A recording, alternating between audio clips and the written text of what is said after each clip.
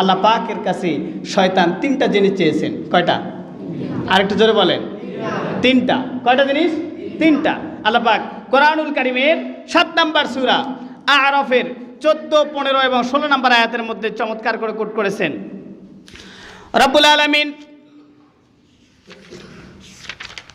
শয়তানের এই আশা, শয়তানের কামনা বাসনা সম্পর্কে সূরাতু আরাফের 14 নম্বর আয়াতের মধ্যে চমৎকার করে কোট করলেন।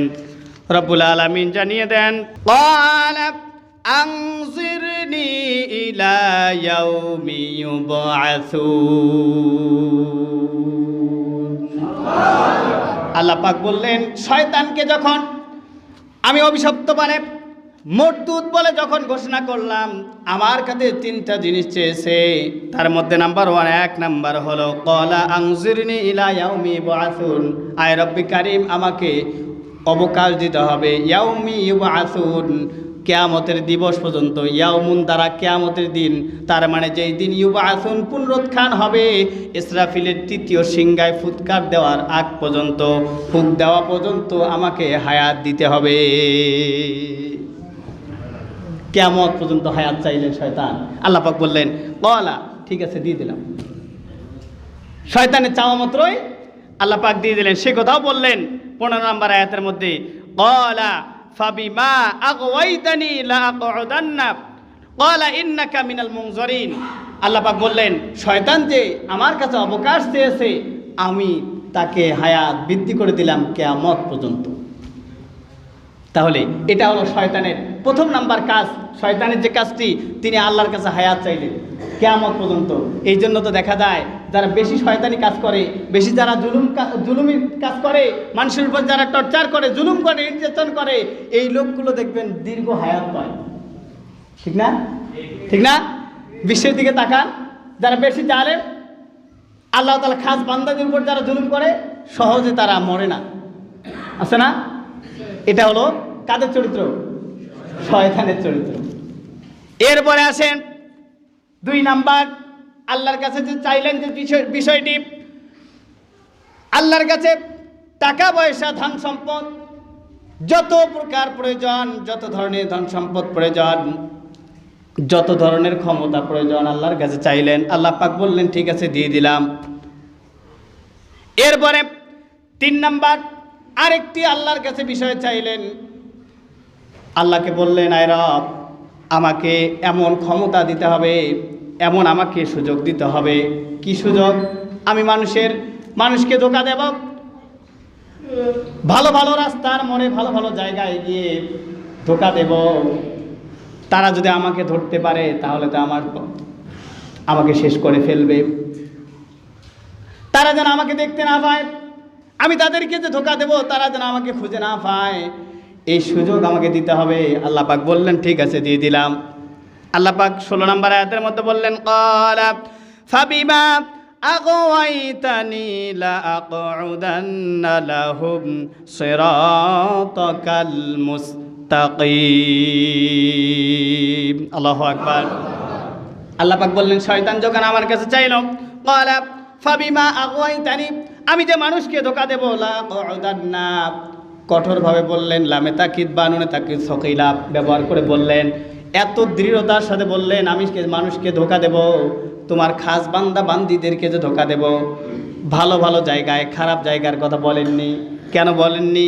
তার কারণ খারাপ যে জায়গাগুলো, সেই জায়গাগুলোতে শয়তান যায় না, যায় সব সময় ভালো ভালো কাজগুলোর মধ্যে বাধা দেয়। ঠিক কিনা? কেমন করে দেখেন, শয়তান দেখবেন যেখানে কনসার্ট হয় সেখানে কিন্তু যায় না।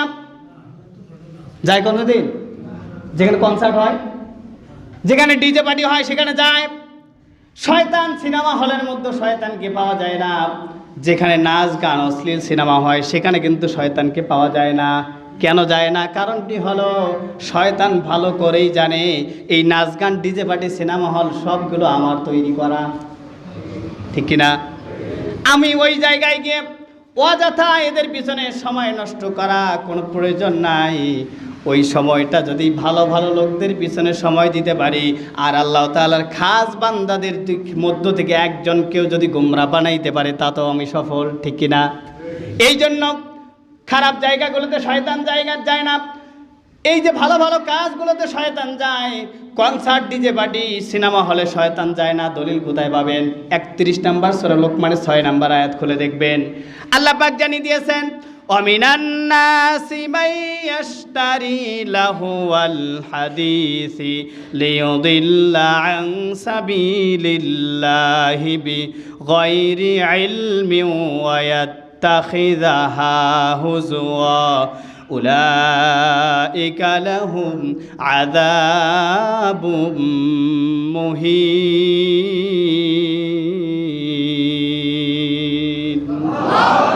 আল্লাহ পাক চমৎকার করে বলছেন, অমিনান নাস, মানুষের মধ্যে কিছু মানুষ আছে, মাইয়াশতারি, তাদের মধ্যে কেউ কেউ ক্রয় করছে, লাহওয়াল হাদিস, অসার বাক্য, খারাপ বাক্য, অশ্লীল গান, বেহায়াপনা, বেলাল্লাপনা, ডিজে পার্টির গান ক্রয় করেছে, বাদ্যযন্ত্র, হারমোনিয়াম সহ যে গানগুলো হয় অন্যায়, যে অপসংস্কৃতিগুলো হয়, এগুলোকে লাহওয়াল হাদিস বোঝানো হয়েছে। এই খারাপ বাক্যগুলো যারা ক্রয় করেছে, এর মাধ্যমে লিয়ুদিল্লা আন সাবিলিল্লাহ, আল্লাহর পথ থেকে মানুষকে গোমরাহ বানানোর জন্য তারা কাজগুলো করেছে। বিগাইরি ইলম, আর এগুলো এ বিষয়ে তাদের কোনো জ্ঞান নেই। ওয়াত্তাখিযাহা হুজওয়া, এগুলো তারা হাসি তামাশা ঠাট্টা বানিয়ে নিয়েছে। দেখবেন যেখানে কনসার্ট হয় সেখানে মানুষ হাততালি দেয়, আনন্দ পায়, ঠিক কিনা? আল্লাহ পাক সেটাই বললেন, ওয়াত্তাখিযা, তারা গ্রহণ করেছে, হুজওয়া, এটাকে হাসি তামাশা, খেল তামাশার বস্তু বানিয়ে নিয়েছে। ওখানে গেলে তারা মজা পায়, তারা আনন্দ পায়, তারা তৃপ্তি পায়। আল্লাহ পাক বললেন, উলাইকা লাহুম আযাবুম মুহিন, তাদের এই কাজটার কারণে কঠিন যন্ত্রণাদায়ক শাস্তি আমি তৈরি করে রেখেছি। নাউজুবিল্লাহ বলেন। সম্মানিত ভাইরা আমার, এই জন্য শয়তান খারাপ কাজগুলোতে যায় না। যেখানে অন্যায় অপকর্ম হয়, যেখানে ডিজে পার্টি হয়, নাচ গান হয়, সেখানে শয়তান যায় না। শয়তান দেখবেন যেখানে নামাজে শুধু বাধা দিবে, মুসল্লিদেরকে কেমন করে আজান হয়ে যায়, মুসল্লিদেরকে ওয়াসওয়াসা দেয়, এখনো সময় আছে, এখনো সময় আছে, একটু পরে যা, ঠিক কিনা? এই জন্য দেখবেন যারা নামাজ পড়ে অনেকেই কোনো না কোনো ওয়াক্তে নামাজ ছুটে যাওয়ার সম্ভাবনা থাকে। কি কারণে? শয়তান বারবার ওয়াসওয়াসা দেয় নামাজি ব্যক্তিকে, বেনামাজিকে সময় দেয় না। তার কারণ সে তো নামাজি কাজ করে না, আল্লাহর কাজ করে না, তার পিছনে সময় দেওয়ার কোনো প্রশ্নই আসে না। এই জন্য নামাজির পিছনে ছোটে। যেখানে তাফসির মাহফিল হয় সেখানে তারা বাধা দেয়, সেখানে ওয়াসওয়াসা দেয়, সেখানে যাইতে তারা বাধা করে, ওয়াসওয়াসা দেয়, কুমন্ত্রণা দেয়, যাতে করে তাফসির মাহফিলে না বসে। এরপরে দেখবেন ভালো ভালো কাজগুলোতে, যেখানে অপরের কল্যাণমূলক কাজ, সেখানে দেখবেন মনের মধ্যে ওয়াসওয়াসা দেয়, ওই অপরের কল্যাণ করে লাভটা কী হবে, 2 দিন পর তোর বিরোধিতা করবে। এইরকম ওয়াসওয়াসা আছে কিনা? আসে কিনা? আরেকটু জোরে বলেন। যারা বলতেছেন না তাদের মনে আসে না? হ্যাঁ, যারা বলেন না আল্লাহর ওলি হয়ে গেছেন, আপনাদের শয়তান ওয়াসওয়াসা দেয় না? দেয়? একটু জোরে বললে কি সমস্যা হবে? সম্মানিত ভাইয়েরা আমার, তাহলে শয়তান, আল্লাহ পাক বললেন, শয়তান আমার কাছে আবদার করেছে ভালো ভালো জায়গায় বসবে, ভালো ভালো লোকদেরকে ধোঁকা দিবে, খারাপ লোকদেরকে ধোঁকা দিবে না। এই জন্য দেখবেন তাফসির মাহফিলে 144 ধারা আইন জারি করে। এইরকম হয় কিনা? হয় কিনা? কিভাবে করে? আমি কোরআন পড়তে গিয়ে সূরাতুন নাসের 2টা আয়াতের তাফসীর পড়তে গিয়ে দেখেছি, 4 এবং 6 নম্বর আয়াতের মধ্যে আল্লাহ পাক জানিয়ে দিয়েছেন, মিন শাররিল ওয়াসওয়াসিল খান্নাস আল্লাযী ইওয়াসওয়িসু ফি সুদুরিন নাসি মিনাল জিন্নাতি ওয়ান নাস। আল্লাহু আকবার। আল্লাহ পাক কোট করেছেন, যিনি কুমন্ত্রণা দেয় তার থেকে আশ্রয় চাওয়ার জন্য। খন্নাস তাফসিরে জালালাইনের মধ্যে এসেছে, খন্নাস হলো শয়তানের একটা রূপক শব্দ। এর মাধ্যমে এই রূপক শব্দ ব্যবহার করে একটা গুণ, এই শয়তানের খন্নাস, শয়তানের একটা গুণ, এই গুণ ব্যবহার করে মিনাল জিন্নাতি ওয়ান নাস, জিনের মধ্য থেকে, মানুষের মধ্য থেকে যারা শয়তানি কাজ করে, এরাই তো দেখবেন তাফসির মাহফিলে 144 ধারা আইন জারি করে। বুঝতে হবে এরা টাটকা শয়তানের দলের লোক। কোরআনের মাহফিলে বাধা দেয়, যেখানে সত্য কথা হয়, কোরআনের সত্য কথাগুলো, হক কথাগুলো প্রচার করা হয়, সেখানে বাধা দেয়। কোরআনের আইন প্রতিষ্ঠা হোক, এটা যাদের ভালো লাগে না, এই আয়াত এবং হাদিস থেকে বোঝা যায় এরা টাটকা শয়তানের কর্মী। আরেকটু আসতে কর। সম্মানিত ভাইরা আমার, এই যে কোরআন এবং হাদিস রিসার্চ করে দেখবেন যে কোরআন বারবার মানুষকে ধোঁকা দেয়, ভালো ভালো পথ থেকে মানুষকে ধোঁকা দেয়, খারাপ কাজে কখনো ধোঁকা দেয় না। ভালো কাজ করতে যাবেন শয়তান বেশি করে ধরে। বলেন তো দেখি, কোরআন পড়া ভালো কাজ না খারাপ কাজ? আর একটু জোরে বলেন। কোরআন পড়া ভালো কাজ। আপনি নামাজ পড়েন, আপনি যদি নামাজের শুরুতে আউযুবিল্লাহ না পড়েন, নামাজ হবে কি না? হবে না? হবে। কেউ কেউ মাথা নাড়াচ্ছে যে হুজুর হবে না, মুখ দিয়ে বলে না। আউযুবিল্লাহ পড়া কি নামাজে কি ফরজ? কি এটা? সুন্নাহ। এটা কি সুন্নাহ। আপনি যদি আউযুবিল্লাহ নাও পড়েন, নামাজ হবে, কিন্তু ত্রুটি সহিত। আপনি যদি রোজা রাখেন, রোজা রাখার শুরুতে যদি আউযুবিল্লাহ না বলেন, রোজা হবে না? হবে। জোরে বলেন। বিশ্বাস আছে? আপনি হজ করতে গেছেন, নিয়ত করছেন, আউযুবিল্লাহ পড়েন নাই, হজ হবে না? আপনার উপর যাকাত ফরজ হয়েছে, আউযুবিল্লাহ বলেন নাই, যাকাত দেওয়া শুরু করছেন, যাকাত আদায় হবে না? ভালো ভালো কাজ করতেছেন, আউযুবিল্লাহ বলেননি, আপনার ভালো কাজগুলোর সব পাবেন কি না? অবশ্যই পাবেন। তাহলে যত প্রকার ইবাদত বন্দেগী আছে সবগুলোর শুরুতে আউযুবিল্লাহ বললেন না, এরপরও আপনি যা পাবেন, কোনো সমস্যা হবে না। কিন্তু এমন একটা ইবাদত আছে, এমন একটা আমল আছে, এমন একটা কাজ আছে যেটা শুরুতে আউযুবিল্লাহ পড়া বাধ্যতামূলক আল্লাহ পাক করে দিয়েছেন। সুবহানাল্লাহ বলেন। সেই কাজটা হলো কি নাম? আরেকটু জোরে বলেন। এই কোরআনুল কারীম তেলাওয়াত করার সময় আউযুবিল্লাহ বলতে হবে। সরাসরি আল্লাহ পাক বাধ্যতামূলক করে দিয়েছেন, ওয়াজিব করে দিয়েছেন। যদি কেউ না পড়ে তাহলে কবিরা গুনাহ হবে, এমনকি তেলাওয়াতের সওয়াবও পাবে কিনা সন্দেহ আছে। একটু মনোযোগ। আল্লাহ পাক সরাসরি আয়াত দিলেন 16 নম্বর সূরা নাহল।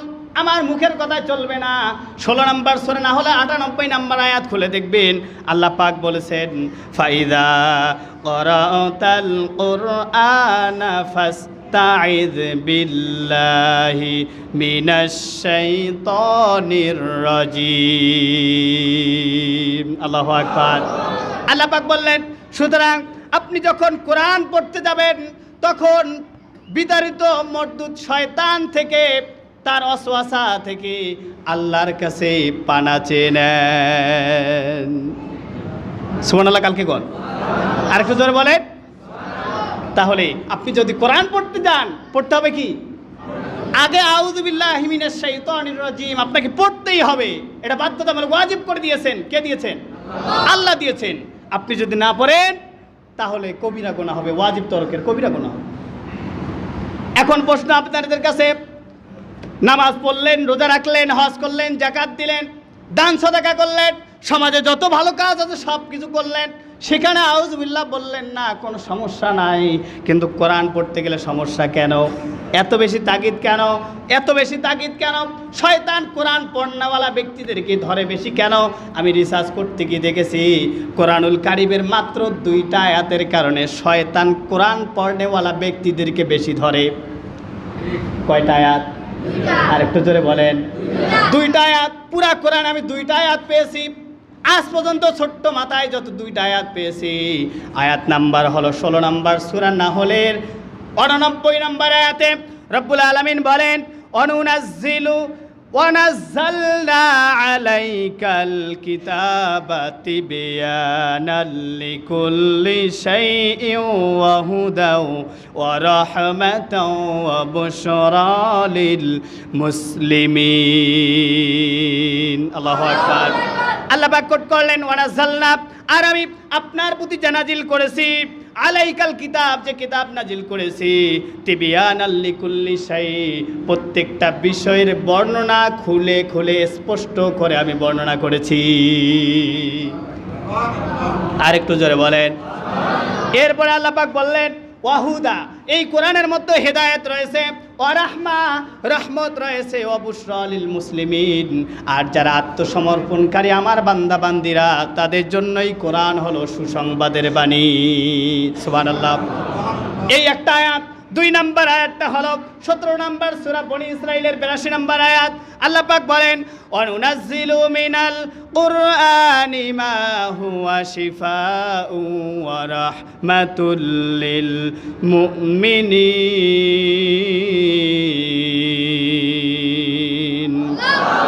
আল্লাহ পাক চমৎকার করে কোট করলেন, অনুনাজ্জিলু মিনাল কুরআন, আমি যে কোরআন নাজিল করেছি, মা হুয়া শিফা, এই কোরআনের মধ্যে সকল সমস্যার সমাধান দিয়ে পূর্ণ একটা কোড অফ লাইফ দিয়ে আমি নাজিল করলাম।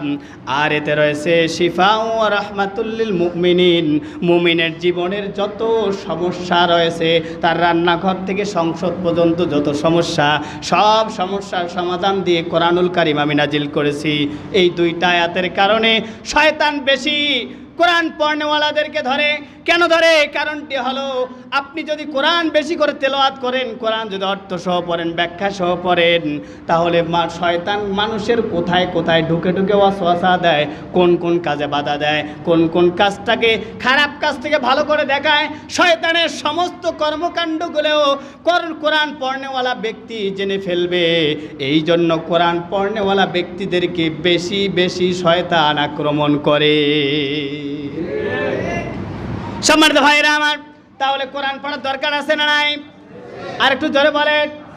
এই শয়তানের কিছু লোক আছে, চেলাচামুন্ডা রয়েছে, কর্মী রয়েছে, কোরআনের সত্য কথাগুলো বলতে দেয় না। আগামীতে রাষ্ট্রটাকে কোরআনের আইন দ্বারা পরিচালিত হোক, এটাও যারা চায় না, বুঝতে হবে এরা টাটকা শয়তানের দলের কর্মী। যারা এটা চায় না, এমনও নেতা নেত্রীদেরকে বলা দেখেছি, তারা বলে কোরআনের সাথে তারা রাজনীতির কোনো সম্পর্ক নাই, কোরআনে রাজনীতি নাই, এরা টাটকা মুনাফিক। আছে না নাই এরকম নেতা? আপনারা শুনছেন কোনো দিন? শুনছেন? এরা হলো টাটকা মুনাফিক। কেন? কারণটি হলো, আপনি চোর ধরা পড়ছেন সমাজে, কিভাবে বিচার করবেন? কোরআনে আছে না নাই? জেনাকারী ধরা পড়ছে, কোরআনে শাস্তি আছে না নাই? এরপরে মদখোর ধরা পড়ছে, এর বিচার কি দিয়ে করবেন? কোরআনে আছে না নাই? এরপরে জেনাকারী বিবাহিত হলে ধরা পড়ছে, বেবিচারী ধরা পড়ছে, আপনি বিচার কি দিয়ে করবেন? আছে না নাই? আপনি ইউনিয়ন কিভাবে চালাবেন, সমাজ কিভাবে চালাবেন, রাষ্ট্র কিভাবে চালাবেন, পুরা দেশটা কিভাবে চালাবেন, কোরআনের মধ্যে সে নিয়ম নীতি আছে না নাই? তার মানে বোঝা যায়, এই কোরআন যদি ওই রাষ্ট্রের পার্লামেন্টের মধ্যে চলে যায়, তাহলে সব চুরি ডাকাতি, জেনা ব্যভিচার, ধর্ষণ, চাঁদাবাজি, ছিনতাই, লুটপাট সব কিছু বন্ধ হয়ে যাবে। আর ওদের ছিনতাই চাঁদাবাজি করা বন্ধ হয়ে যাবে। এই জন্য তারা চায় না কোরআন দিয়ে রাষ্ট্র পরিচালনা হোক। এক জায়গায় শুধু শয়তানি লোকদের মনের মধ্যে বাধা। আছে না নাই? আছে না নাই? এই জন্য তো কোরআন যদি রাষ্ট্রের মধ্যে যায়, রাত্রিবেলায় তাদের বড় বড় বোতল খাওয়া আর রাষ্ট্রের সম্পদ পাচার করা, এমনকি সব জায়গায় চাঁদাবাজি করা বন্ধ হয়ে যাবে। বিদায় কোরআনের আইন তাদের পছন্দ হয় না। এই জন্য তারা বলে, মানুষদেরকে ধোঁকা দিয়ে বোকা বানিয়ে, শয়তান যেমন করে ধোঁকা দেয় সৎ লোকদেরকে, ভালো লোকদেরকে, কোরআন পড়নেওয়ালা লোকদেরকে, আর এমন কিছু নেতা বাংলাদেশের মধ্যে আছে, এরা সাধারণ মানুষদেরকে ধোঁকা দিয়ে বোকা বানিয়ে রাষ্ট্রের ওই জায়গায় বসতে চায়। কিন্তু মনে রাখবেন, বর্তমানের বাঙালিরা সচেতন হয়ে গেছে। এরা নামাজ না পড়লেও, কোরআন না পড়লেও, এরা ধর্মীয় আঘাত আসলে এরা জীবন দিতেও তারা প্রস্তুত থাকে। এরা কখনো মেনে নেবে না। এই জন্য আপনারা চান কিনা আগামীতে রাষ্ট্রটা কোরআন দিয়ে পরিচালিত হোক? চান কিনা? সবাই চান। মনে রাখবেন, যারা আপনার ডানে বামে বলতেছে না, এরা হলো ওই শয়তানের দলের লোক। তার কারণ শয়তান তো চায় না কোরআন রাষ্ট্র দিয়ে পরিচালিত হোক। শয়তানি থাকবে না। এই জন্য শয়তান চায় না। শয়তানের দলের লোকেরাও যারা চায় না, বুঝতে হবে এরা টাটকা শয়তানের লোক।